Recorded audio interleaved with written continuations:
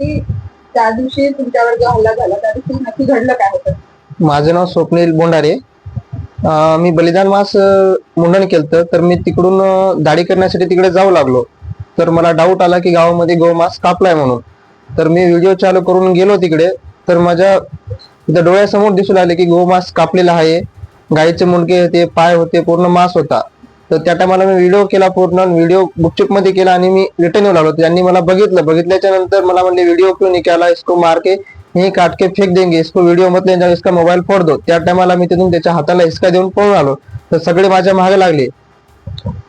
त्यानंतर मी police complaint करायला गेलतो अर्धापूरला, पण ते म्हणलो की जीपीएस व्हिडिओ नाही, म्हणले तुमच्यापाशी जीपीएस फोटो नाही तर केस होऊ शकत नाही. तर मी विषय सोडून दिला आणि मी घरला रिटर्न आलो. तर ती घटना झाली 18 तारखेला. आणि त्यानंतर मी धर्मवीर बलिदान मास घेण्यासाठी 21 तारखेला धर्मवीर बलिदान मास घेण्यासाठी मंदिराकडे गेलो.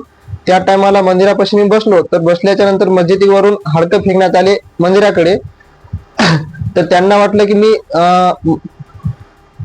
की मी म्हणलो काय की हाडकं का फेकली म्हणून. तर दुसऱ्या व्यक्तीने म्हणले होते हाडकं का फेकली म्हणून.